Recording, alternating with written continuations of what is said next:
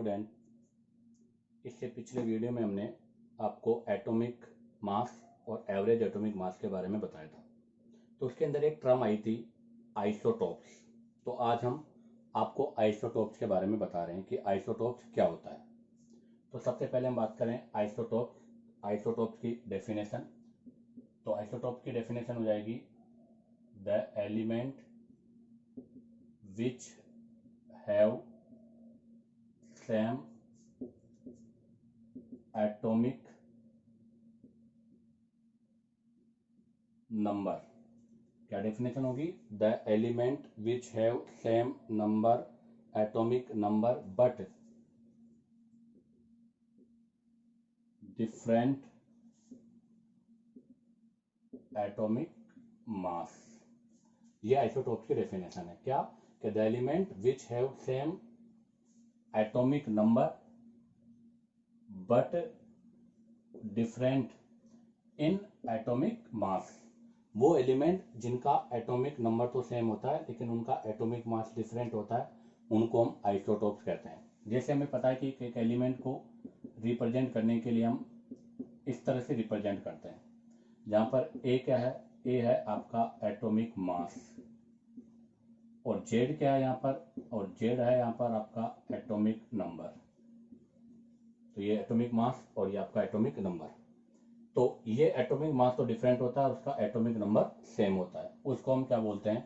Isotopes कहते हैं। जैसे एक एग्जांपल ले रहा हूं मैं, सबसे बेहतरीन एग्जांपल आपके कार्बन के अंदर जैसे मैंने लिखा 6C12, 6C13 और 6C14। ये कार्बन के 3 आइसोटोप्स हैं। अब इन तीनों आइसोटोप्स में हम देखें तो सबसे पहले मैं बात करता हूँ जेड बोले तो एटॉमिक नंबर। इसका एटॉमिक नंबर भी 6, इसका एटॉमिक नंबर भी 6, इसका एटॉमिक नंबर भी 6, तीनों का एटॉमिक नंबर सेम है 6। अब हम बात करते हैं इनके अंदर इनका एटॉमिक मास, मतलब ए एटॉमिक मास। तो एटॉमिक मास सबका डिफरेंट है, इसका 12, इसका 13, इसका 14। अगर मैं बात करूं यहाँ पर नंबर ऑफ प्रोटॉन, तो नंबर ऑफ प्रोटॉन से पहले मैं बता दूं आपको कि किसी भी एलिमेंट का जो एटॉमिक मास होता है वो एटॉमिक मास होता है हमेशा proton plus neutron.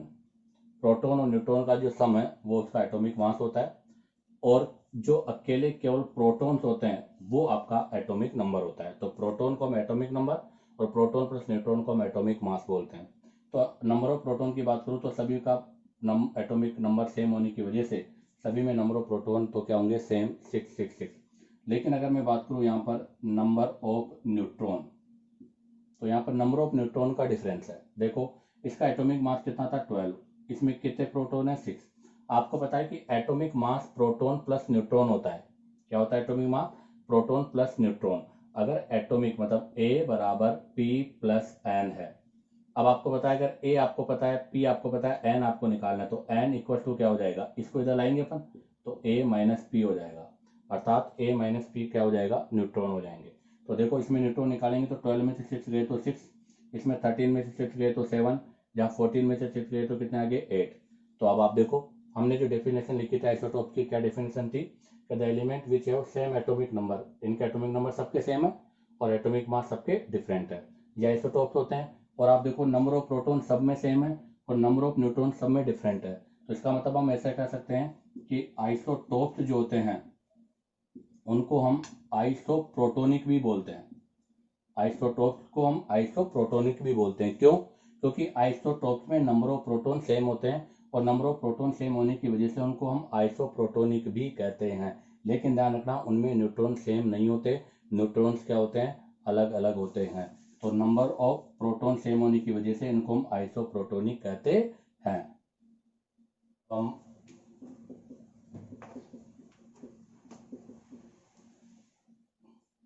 Similarity of isotopes, अब हम सिमिलरिटी ऑफ आइसोटॉप्स की बात करेंगे कि आइसोटॉप्स में क्या क्या सिमिलरिटी है।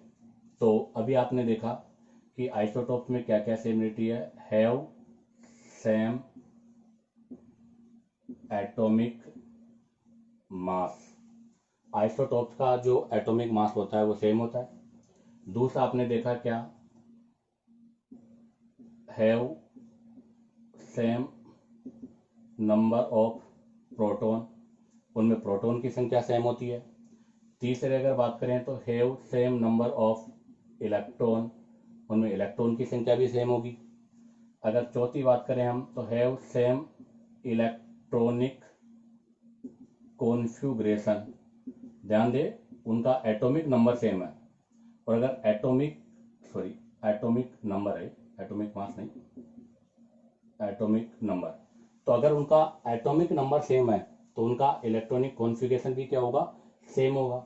अगर उनका इलेक्ट्रॉनिक कॉन्फ़िगरेशन सेम है तो हैव सेम क्या, केमिकल प्रॉपर्टी, उनकी जो रिएक्शन करने की जो नेचर है या उनकी जो रिएक्शन करने की जो टेंडेंसी है वो भी सेम होगी। तो इसका मतलब क्या क्या सिमिलरिटीज हो गई, उनका एटॉमिक नंबर सेम है, एटॉमिक नंबर सेम है तो प्रोटॉन सेम है, प्रोटॉन सेम है तो इलेक्ट्रॉन सेम है, इलेक्ट्रॉन सेम है तो इलेक्ट्रॉनिक कॉन्फ़िगरेशन सेम है, अगर इलेक्ट्रॉनिक कॉन्फ़िगरेशन सेम है तो उनकी केमिकल प्रॉपर्टीज भी क्या होगी, सेम होगी। ऐसे ही छठा और बहुत इंपॉर्टेंट पॉइंट है ये, और ये पॉइंट वो है जिससे पता है कि आप तो मेंडलीव की आवर्त सारणी का जो डिसएडवांटेज है वो यही था कि आपके आइसोटॉप्स जो होते हैं, तो ध्यान दें isotopes occupy isotopes occupy same position in periodic table. ध्यान रखना जितने भी आपके आइसोटॉप्स होते हैं वो सारे के सारे आइसोटॉप पेरियोडिक टेबल में सेम पोजीशन को कंटेन करते हैं। क्यों, क्योंकि पेरियोडिक टेबल जो है उस पेरियोडिक टेबल को हम किसके अकॉर्डिंग अरेंज करते हैं, एटॉमिक नंबर के अकॉर्डिंग, और एटॉमिक नंबर के अकॉर्डिंग अरेंज करने के कारण इन सबका एटॉमिक नंबर सेम होता है। और अगर इनका एटॉमिक नंबर सेम है तो ये पेरियोडिक टेबल में सभी एक ही ब्लॉक या एक ही पोजीशन पर रखे जाते हैं। ये सिमिलरिटीज है आइसोटॉप्स के बीच में। अब आती है डिसिमिलरिटीज।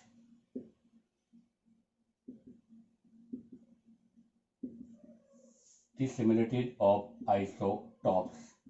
अगर आइसोटॉप्स की डिसिमिलरिटीज की बात करें, अर्थात आइसोटॉप्स में क्या क्या डिफरेंट होता है, तो अगर बात करें तो दे हैव डिफरेंट क्या, एटॉमिक नंबर अगर सेम है तो एटॉमिक मास, उनका एटॉमिक मास डिफरेंट होगा। और अगर एटॉमिक मास डिफरेंट है, उनके प्रोटॉन सेम है, तो दूसरा क्या हो जाएगा, दे हैव डिफरेंट न्यूट्रॉन्स, उनके अंदर डिफरेंट डिफरेंट न्यूट्रॉन्स होते हैं। तीसरा हमने कहा कि उनका इलेक्ट्रॉनिक कॉन्फ़िगरेशन था तो उनकी केमिकल प्रॉपर्टी सेम थी, लेकिन उनकी केमिकल प्रॉपर्टी सेम है बट उनकी फिजिकल प्रॉपर्टी जो है वो सेम नहीं होगी। अर्थात फिजिकल प्रॉपर्टी से मतलब एक्सटर्नली वो किस प्रकार से दिखाई देते हैं वो प्रॉपर्टी डिफरेंट होगी। और उसमें भी सबसे बेस्ट एग्जांपल अगर मैं समझाऊं आपको तो सच एज मास, इनका मास देख लीजिएगा। जैसे भी आपने कहा था, एक था C12, एक था C14, तो इसका मास 12 है, इसका मास कितना है 14, अर्थात दोनों की फिजिकल प्रॉपर्टी डिफरेंट है। तो ध्यान दें आइसोटॉप्स की मैंने आपको सिमिलरिटीज और डिसिमिलरिटीज के बारे में कुछ बताया है। तो ध्यान दें सिमिलरिटीज में एटॉमिक मास सेम है, प्रोटॉन सेम है, इलेक्ट्रॉन सेम है, इलेक्ट्रॉनिक कॉन्फ़िगरेशन सेम है, केमिकल रिएक्शन सेम है, और आइसोटॉप्स की पेरियोडिक टेबल में पोजीशन जो होती है वो सेम होती है।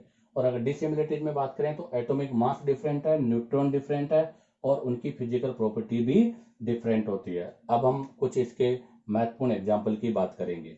हम एग्जाम्पल्स की बात करते हैं। सबसे पहला हम लेते हैं हाइड्रोजन, और हाइड्रोजन के 3 आइसोटॉप्स होते हैं।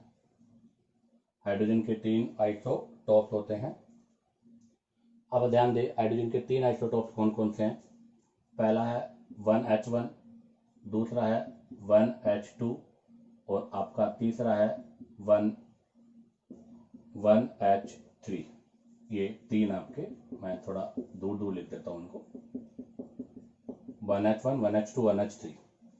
अब आप ध्यान दो इनके एटॉमिक नंबर सबका 1 1 1 है। इसका मतलब ये पेरियोडिक टेबल के अंदर सभी आपके फर्स्ट पोजीशन पर होंगे, जो मेंडलीव का डिसएडवांटेज था। एटॉमिक नंबर है, उसके बाद में अगर बात करूं मैं नंबर ऑफ प्रोटॉन, तो नंबर ऑफ प्रोटॉन सभी में एक एक ही होगा, इसमें भी एक है, इसमें भी एक है, इसमें भी एक है। अब अगर प्रोटॉन के बाद में बात करूं तो मैं बात करता हूं न्यूट्रॉन। ध्यान दे इसका मास एक है और प्रोटॉन एक है, तो 1 - 1 = कितना हो गया, 0। और ये बहुत इंपॉर्टेंट एग्जाम्पल है।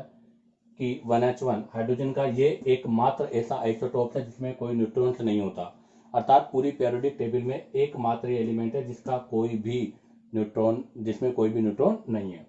यहाँ पर न्यूट्रॉन की बात करें तो 2 - 1 इक्वल टू कितना हो गया 1। अगर यहाँ पर बात करें तो 3 - 1 कितना हो गया 1। तो ये न्यूट्रॉन सॉरी 3 - 1 करेंगे तो कितने हो जाएंगे 2।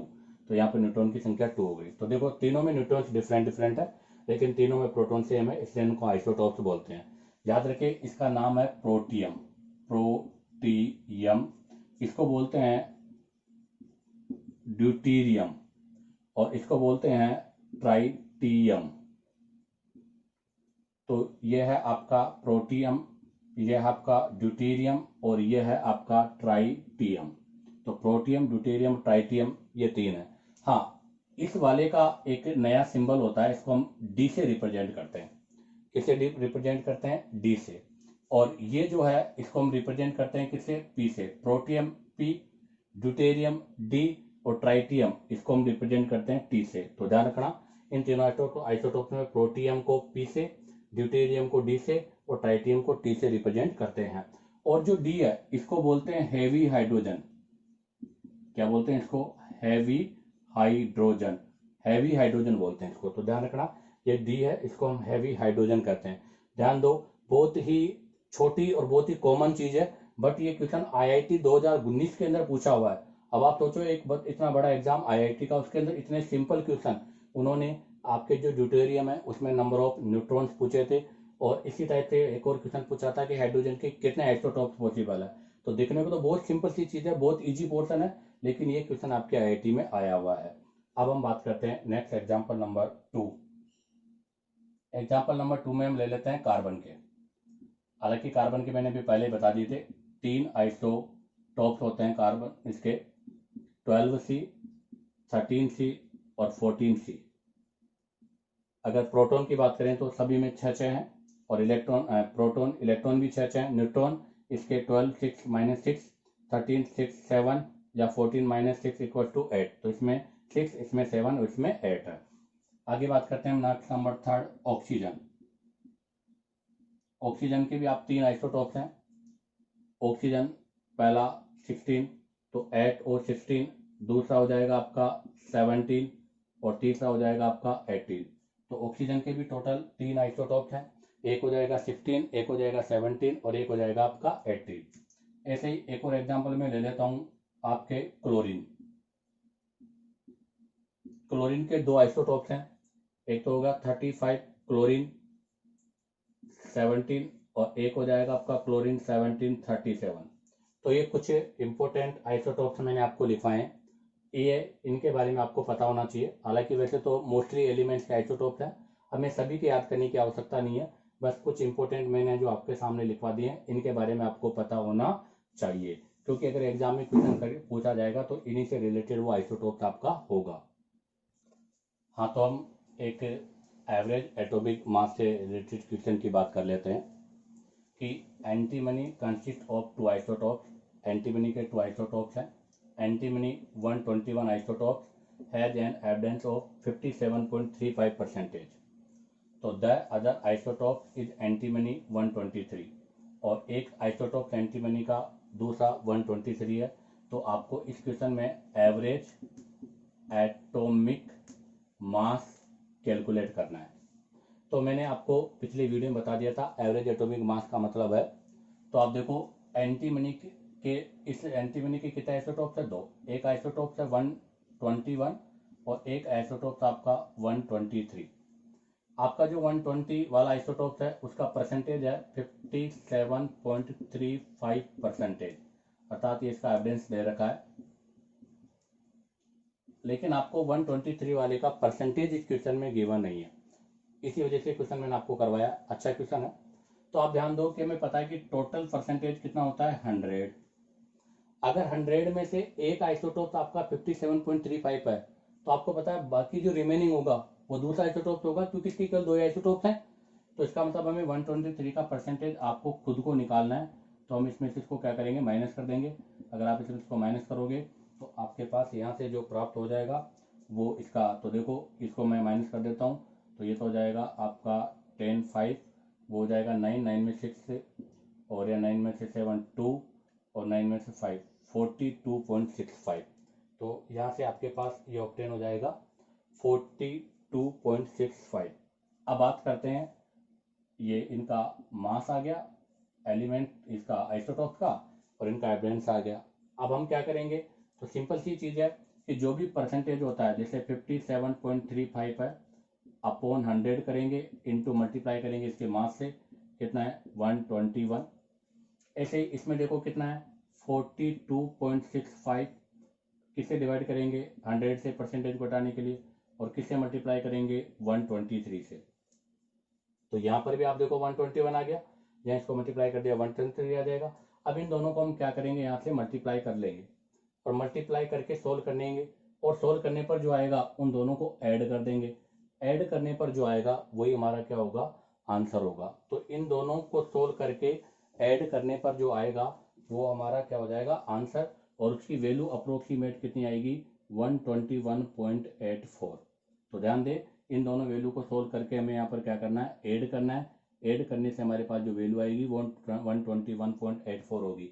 तो इससे क्या कंक्लूजन निकला कि एंटी मनी का जो एवरेज एटॉमिक मास होता है वो 121.84 के अप्रोक्सीमेट होता है, जिसको जब हम कैलकुलेशन में या किसी न्यूमेरिकल्स में यूज करते हैं तो वो 122 हो जाता है। तो यहाँ हम इसको 122 के रूप में लेते हैं।